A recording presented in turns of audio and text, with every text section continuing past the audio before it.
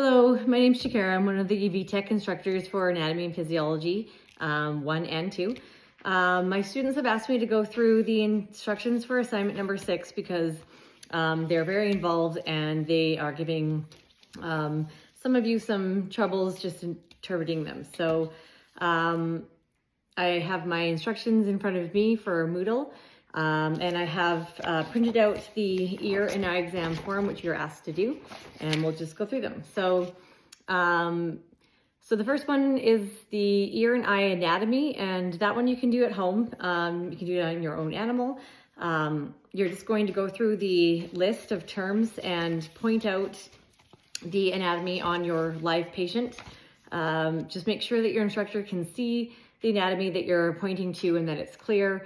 So for this, I would strongly suggest having somebody help you film this, because it's really hard to show some of the anatomy if you're really far back, and some of it's quite small. So have someone help you with the video, have someone help you hold if possible too, and just get this one done. It's an easy 25 marks. So I'll go through the list here just so you can understand how some of this is pronounced, and pronunciation is important. So if there is some really poorly pronounced terms, you may get them marked incorrect.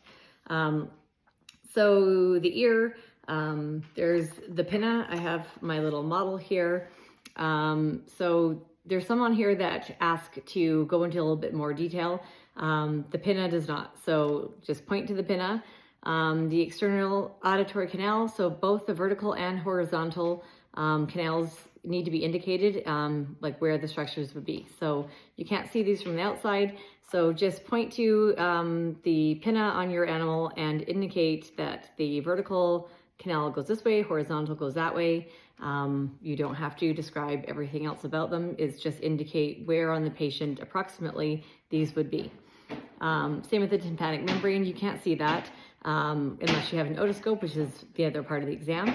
So just describe where the tympanic membrane would be, which would be at the end of the horizontal canal, and that's all. So that would be describing where this structure is. If you want to also call it an eardrum, that's great. So the eye, you're just going to go through and clearly show on your patient. You don't have to be visible in the video. In the beginning of the video, you're going to do your introductions, and hopefully you have a videographer that can focus on you, and then pan down to your hands and your patient.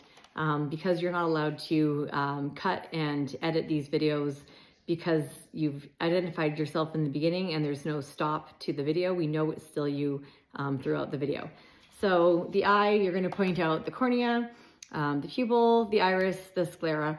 Around the eye, there's the upper and lower eyelid, the lacrimal puncta, the conjunctiva or conjunctiva, either is fine. There's the bulbar and the palpebral part of the conjunctiva, medial and lateral canthus, the nictitating membrane. So again, nictitating membrane. That one gives some students some troubles. It's not easy to read either. The location of the nasolacrimal duct. So that is the part one that you can do at home. And it should not be difficult or take you too long. So you have 10 minutes for each of these videos. You really shouldn't need 10 minutes to do that one. Part 2 is the one that gives most people the most trouble, and it's a little bit of a mystery to me, to be honest, because if you print out the ear and eye form, you're not going to miss anything. So please print these out. You don't have to submit them, but use them as a guide when you're going through your exam. Also, go through these exams off camera with your CM and make sure you know what you're doing and how to perform them properly. There's no coaching allowed on camera. So if you're being told you're doing something wrong on camera and being corrected, or both, or either, you will have to redo this exam or the entire assignment. So do not let your CMs coach you on camera. You really should be going through these and doing them off camera, unless you've already done them many times before and you feel comfortable. That said, for part 2, your clinical mentor must be present in your video for both parts of the assignment. So you need to introduce yourself just like you always would, with your student ID, and you need to introduce your CM, and they need to stay in the room and be monitoring both of these procedures because they are somewhat invasive and they could be harmful if done incorrectly. So again, this is another reason why we don't allow cuts in our videos. You should introduce yourself and hopefully have a videographer again. Pan over to your clinical mentor who is going to stay in the room. They don't necessarily have to be on camera with you, but what is really helpful is if, because they have to stay in your exam area during the video, they might as well help you hold your patient. So you can say, this is Shakira, she's my clinical mentor. She can wave at the camera. She's holding the patient, so she's always on camera and in your assignment video. Don't forget to introduce them. And if you print out your records and go through, so we'll start with the ear exam. So this must be done on a cat and a dog. So print out page 2 twice so you have 2 of these and you don't miss anything. Number 1 for both of these, including the eye exam, is the history. So don't miss this. You need to give a brief history, which should include the signalment of the patient. So the signalment is the species, the age, the sex, and whether they're neutered or not. And then you can give a history of if that animal has any problems that are pertinent to the exam that you're doing. So if you're doing the ear exam, just make a quick note, this is my dog, Olive. She is 7 years old. She's a female spayed black lab, and she has no history of ear problems. That's it. Or you can say, this is my cat. He is 8 years old. He is a male neutered domestic short hair. He has extensive history of allergies and is currently on Apoquil. So just something short like that. Then you move on to the external ear exam. So you're going to look at your patient and just comment on the external part of the pinna and the internal part, but not the internal in terms of the anatomy inside. You're going to look in the inside of the pinna on the outside of the pinna, and you're just going to make comments on whether it looks normal. Is there any missing fur? Are there scratches? Is there an obvious odor or discharge coming out of the ear? And you do that for both the right and left ear findings, just like it says on your sheet here. So moving on to the otoscopic exam. So this is the only part of the exam that you can do on a sedated or anesthetized patient. And this is because there were a lot of struggles in the past with patients. This otoscopic exam can be very stressful for some patients, and in trying to keep with fear-free, we decided that it's in your best interest to be able to learn from this properly and actually see the eardrum, and it's in your patient's best interest if you're able to do this in a more controlled environment where their stress has been removed. So you can only do the otoscopic exam on a sedated or anesthetized patient, and the rest of them have to be on an awake patient. They have to be done in one take. Obviously the otoscopic exam, if you do that on a sedated patient, you will have to make a cut or add this on to the end of the video, but the rest of it should be one take with either the otoscopic exam spliced into the order that you're supposed to perform it in, or put it at the end of your ear exam for that patient, not the very end of your video. So this both for the right ear and left ear for both the dog and the cat. The ear swab, so this is only necessary if the animal that you're working on is actually in the clinic and possibly needs an ear cytology done. So if they don't need an ear cytology done, you don't have to do the ear swab. Same with the ear plucking of the hair. If the patient needs that, then go ahead and do that. But if not, just skip that step. And then the simple ear clean, you have to do this on both the dog and the cat in both ears. Do not use swabs in the inner area of the ear unless directed by your CM. So you can use the cotton swabs on the inside of the pinna only, just to get some of, oops, don't take your pinna off, just to get some of the debris that may be in the pinna, but don't put it into the ear canal unless your CM has directed you to. You can damage the eardrum. And medicate only if directed by your CM. So if the animal needs an ear medication done, then go ahead and do that. Another note on the ear cleaning. You can do whatever way you are used to doing or your CM is directing you to do. I would suggest soaking cotton balls or like the rounds that are used for makeup removal are good too. And putting that into the ear and squeezing out the ear solution that way, and then doing massaging the base of the ear canal instead of putting the entire bottle in the ear and squeezing. This for several reasons. A lot of animals resent having a giant bottle come at them and be put in their ear, and it can be scary. And squeezing that bottle and making the liquid come out can probably sound really scary. And number two, you're also contaminating the nozzle of that probably communal ear cleaning bottle. And if the animal does have an ear infection, then you've now cross-contaminated that nozzle, and it's just not best practice. So if you do use the bottle in the ear, just make sure that you're wiping the debris off with an alcohol-soaked gauze after. You don't have to put that on camera, it's just a suggestion. So we'll go back to the ear exam, or to the eye exam. So eye exam has to be done on a dog or a cat in order, and with your CM present. So same thing. You can do this in a separate cut. So you can do assignment 1 in one part of your video. So that was only one cut for that one. You can do the cat and dog ones in separate videos, and then you can do your ear or eye exam in another video. All of these videos should total 20 minutes at most. So if you're doing a dog, say, on the eye exam, you're going to give a history for the dog. So again, the signalment and any pertinent information that relates to the eye this time. Then you'll just follow this down in order. So you do the menace response, the palpebral response, and confirmation of structures on both the right eye and the left eye. And the confirmation of structures this time would be just commenting on the skin around the eye. Does the sclera look like, is it white and look normal? Is the cornea clear? Are there any ulcers or any anything you can see that's abnormal? Are they missing an eye? Obviously, if your animal's missing an eye, don't use it for the eye exam. But anything that looks like it's either normal or abnormal, and just comment on that. So for the PLR, or pupillary light response, I do have that extra information that is printed out. You can print out.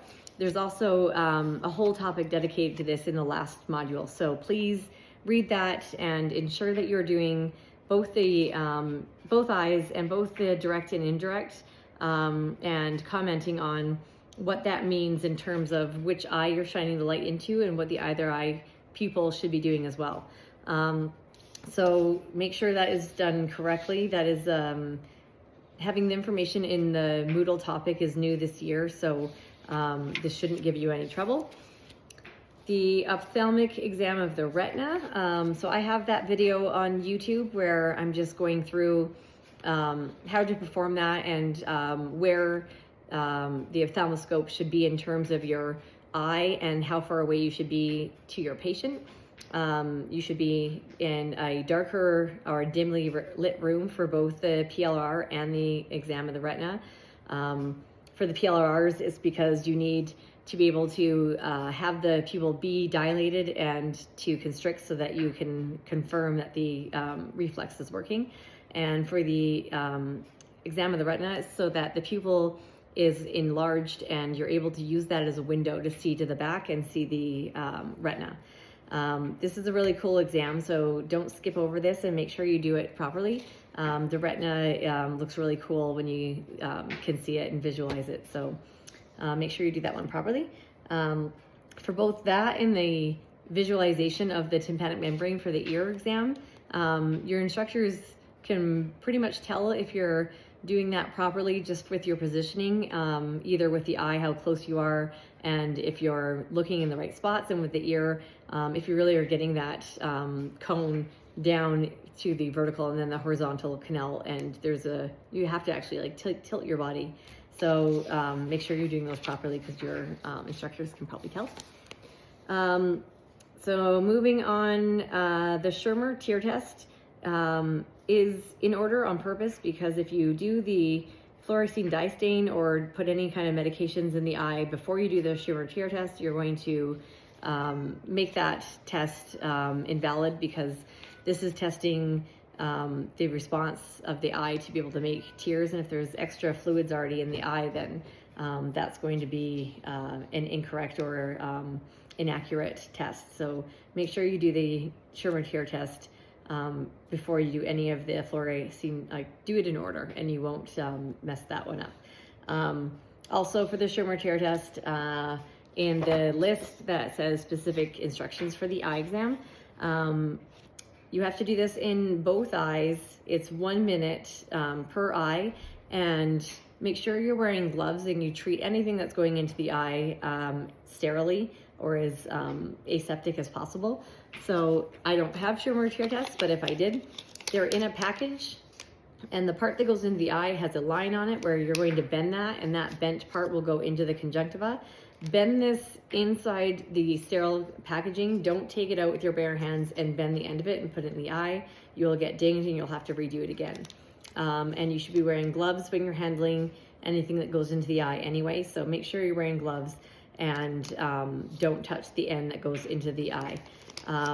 Each eye has to be done, and it's 1 minute per eye, so you can speed up the part of your video that is spent waiting around for the test to be effective, and then show your instructor what you got on that test so we can see whether it's normal or not. What's next? So now, conjunctival swab if necessary. This isn't necessary, so don't do it unless your veterinarian who's taking care of that dog wants that done. Otherwise, you can skip that one. Cleaning any discharge, you can do that at any time. It doesn't have to be in order, but if there's actual discharge in the eye, then you can say I'm cleaning the discharge. Otherwise, that one can also be skipped pretty much. Then the fluorescein stain. So the fluorescein eye test is also on here, and this also has a dye strip that, again, don't touch with your hands. There's a few different ways people do this. You can put the dye strip in sterile saline and in a syringe, and then you can use that to drop into the eye. Some veterinarians will actually put the test strip, moisten it with saline and then put it on the eye directly. Whatever you do, wear gloves and don't touch whatever part is going to go into the eye itself. You also need to rinse the eye out after, so this would be a good time if you are going to clean any discharge. That's some discharge. And the biggest thing for this is make sure that you are using the cobalt blue light on your ophthalmoscope. There's a video on my YouTube channel that shows all the different parts of the ophthalmoscope, and I go through the different colors and cobalt and why you need to use cobalt blue for the fluorescein stain. Otherwise, you won't be able to see the uptake properly. This should also be done in a dimly lit room. So it's not a bad choice to make sure that you have somebody that can turn off the lights or turn them back on, or even better, just turn them down. Then nasal or lacrimal duct patency. So after you've done a fluorescein test, that should give you enough time for the passage to come through the nose. You can tilt the head backwards, shine the cobalt blue light up the nose and see if you can see. If you can't see it, it's not a big deal. You don't get marked any less. You just have to try to see it and explain what that means in terms of the patency, if it's going in the eye and traveling down the nose, and if you do see it, or if you should have seen it. The ophthalmic anesthetic, if required, so you can use that before your tonometry test, which I would highly recommend, because none of the animals really like having their eye poked with something if they can feel everything. So that would be in conjunction with the tonometry test. So the tonometry test, as I've said a few times on my forums, it's mandatory. You cannot skip this. If you don't have a tonopen, I've already warned or hinted at several times in the beginning in the welcome letter, in several posts, you need a tonopen, whether you borrow one or go to another clinic, but you cannot skip this. So specifically for the tonopen, Both eyes must be done again. You need to show all 3 attempts to the camera so that we can see what your numbers were. If you have the type of tonal pen that has the graph on the bottom that has the variability in percentage, then you should be showing us that as well. So you can do your tonal pen, you can show the camera what the result is. We need to see if the variability is within the 5%. If it's over the 5%, then that means that it's not accurate and you need to do it again until it's within that 5% variable. And those are the numbers that you would record. Or if you have the type that shows green lit on it or red when it's not accurate, then we can see that. So just make sure you get 3 in your test on camera that are green or within that 5%, show the camera the result, and do both eyes. So that is, oh, and another note on that, just make sure who's ever holding on to your patient is not doing it in such a way that they're going to cause increased pressures in the eye. So that would be gripping the head really strongly, putting pressure on the jugular, or opening the eye in any strange way. So it really needs to be done. The eyelid can be gently opened, but just make sure the restraint around the head isn't excessive or causing an increase in the pressures. So that is basically it. Like I said, just print out these forms and follow them. Print out 2 for the ear exam so you're not forgetting. Make sure that your videos are not edited unless it's the otoscopic exam. That's the only time that you can stop. You can do your eye exam and ear exam on the same patient one time.